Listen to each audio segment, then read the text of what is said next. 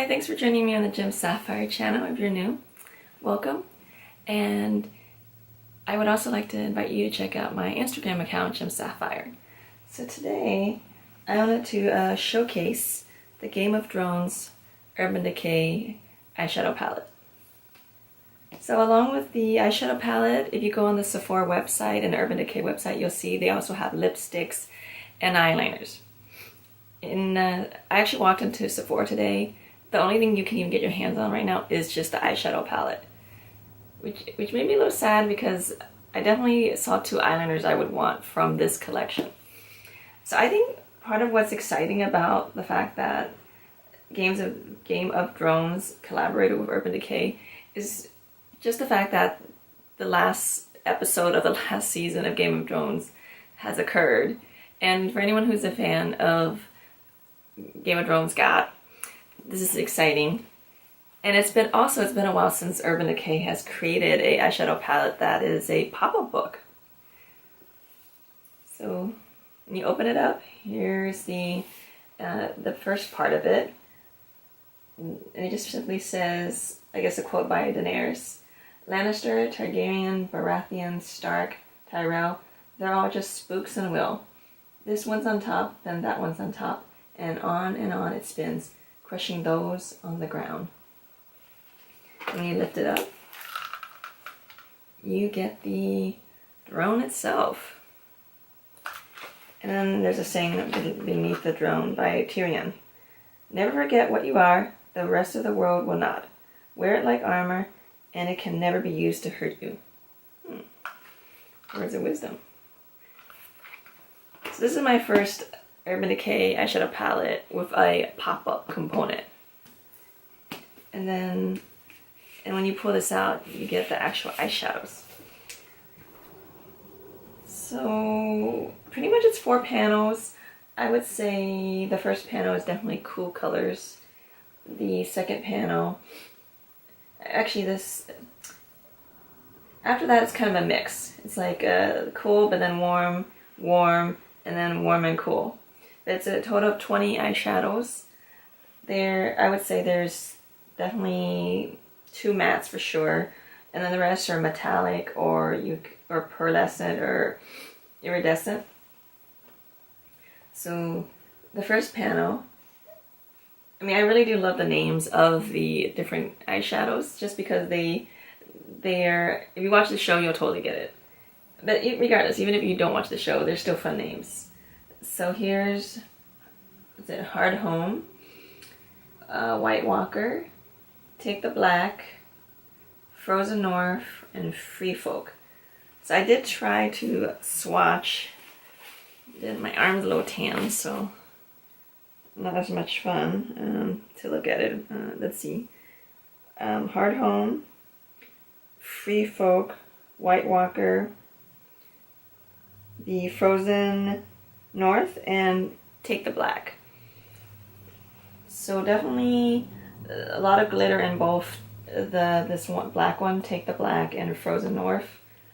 The White Walker's more, I would say, pearlized, and then metallic is Free Folk. And this one, it looks a little pearlescent, but also a little iridescent at the same time. So, and then the second panel. So as I mentioned, here's a matte right here, Nymeria, and then the rest are metallics. Winter's here, Weirwood Leaves, The Sight, and Winterfell. So I also swatched those the best I could on this tanned arm. So Winterfell.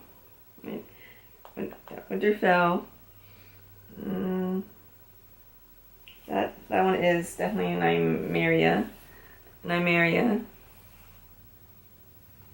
This is probably Winter is here, Weirwood Leaves, and the last one is the green one, The Sight.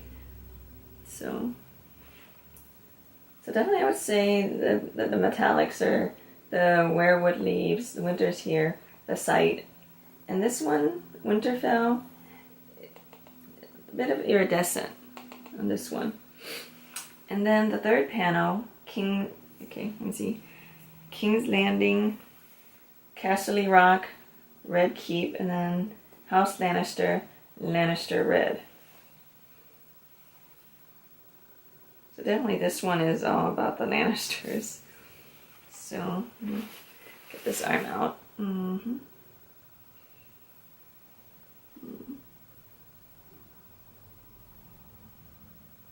Just want to make sure. Okay, so yeah, so King's Landing, Casterly Rock,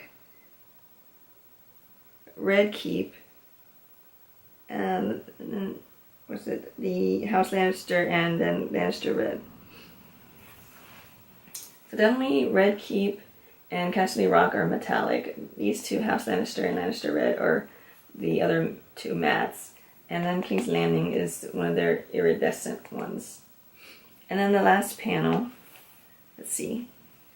Bay of Dragons, House Targaryen, Stormborn, Dothraki, and Bend the Knee. So this one is I would say more of the pastel colors. So Bay of Dragons, Bend the Knee, is it Lannister Red, and let's see, Dothraki, and Stormborn. So definitely metallics is Dothraki, House Targaryen. Iridescent is Bend the Knee, Bay of Dragons, and then Stormborn it's glittery, but there is a little bit of matte to it. So earlier in the week I actually did a look with the bottom panel. I put the Bay of Dragons on my inner corner. I then put Bend the Knee on the lid, and then I put Stormborn on the outer corner. So I would say already Bay of Dragons, even though it seems iridescent and a bit sheer, after I put it on, I want to say 3 layers, it was able to build up. So you do see a nice pink color, and there's a sheen to it, like under the light, it looks really pretty. Same thing with Bend the Knee. It seems like a very sheer lavender, but you can build this up. So I'm excited definitely to see how the other panels work out. I know I definitely want to try out this top panel when I wear a cooler look. So I can already see myself putting this Hardhome right in the inner corner right here. And then further blending out with White Walker. And then putting on the lid Free Folk, mixing a little bit of Frozen North towards the ends. And then if I need to smoke it out a little more, take the black. Listen, with the second one, I mean, you can do quite a bit with green. You can either do this Winterfell and the green one, the Sight, or you can either do green and brown, or this brown gold Winters here as the 2 colors. As Nymeria, you can use this as a transition shade, but definitely be light with your hand. And then with this third panel, you can go just all matte, right? Just House Lannister and Lannister Red. Or even if you want to go, mix metallic and matte, Lannister Red with, either Red Keep or Casterly Rock, and use this King's Landing inner corner. I think they kept put in panels just already, I think, just to make it, give some flow to it if you don't have to guess as much. So I do appreciate them putting it in panels, but don't feel that don't feel that those are your only choices. You can go here and up here, or here or here. I mean, just whatever works. But just initially, when I starting out with this, it's just nice to sort of have kind of some kind of idea of where to start, which is what I'm trying to say. So overall, my thoughts about the palette. I don't think it's an all-inclusive palette just because there aren't really brow colors. I mean, I guess unless you're okay with using King's Landing, but it might be a little too iridescent, because a lot of times with brow color I might want to use a matte. But I do appreciate this House Lannister makes for a very good transition shade, and then from there you can use any or all the colors. As I also mentioned, some of the colors are more sheer, like Bend the Knee and Bay of Dragons. True, you can build it, But then, you know, at the same time, you might want to have a matte. You know, I tend to put a matte underneath a sheer color. So if that's another pet peeve of yours, then again, this might not be the palette for you. But, you know, it's typical, I find, of Urban Decay. They love, you know, pops of color. They love using glitter in their eyeshadows. That's the other thing. If you like glitter, you'll like this. If you don't like glitter, you won't.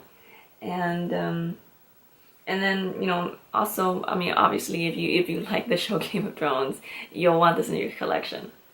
So I appreciate that. Definitely, it's a fun palette with fun colors. It's definitely not a boring palette in any way or form. Okay, so I hope you enjoyed my review of the Game of Thrones Urban Decay eyeshadow palette. Until next time.